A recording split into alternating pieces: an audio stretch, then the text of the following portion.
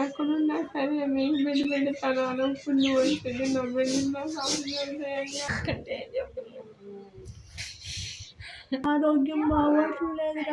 ఈ ఫోటోలో ఉంది మా ఫ్రెండ్ వాళ్ళ తమ్ముడు, పేరు వెంకటేష్. 13 సంవత్సరాల క్రితం ఇంటి నుంచి అయితే 10th చదువుతుండగా వెళ్ళిపోయాడు. అప్పటి నుంచి ఇప్పటి వరకు ఎన్నో ప్రయత్నాలు చేశారు తన కోసం. సోషల్ మీడియాలో పెడితే ఏమన్నా తన తమ్ముడు తిరిగి వస్తాడేమో అని. వాళ్ళ బాధ చూడలేక వీడియో అయితే సెండ్ చేశానండి. నా వంతు ప్రయత్నం అయితే చేశాను. దయచేసి మీరు కూడా మీ కుటుంబ సభ్యులకి, మీ స్నేహితులకి ఈ వీడియో షేర్ చేసి తన కుటుంబం పడే బాధను తన వరకు చేరేలా ఈ వీడియోని షేర్ చేయండి. 14వ సంవత్సరం వచ్చింది ఆవిడ పండుగ వస్తాయి.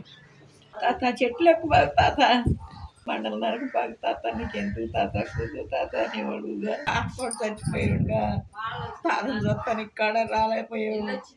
ఇట్లా అన్నారయ్యా చూడపోతే అదొక రకమైపోతున్నావు గారా ఎప్పుడు వస్తావని చూస్తున్నా.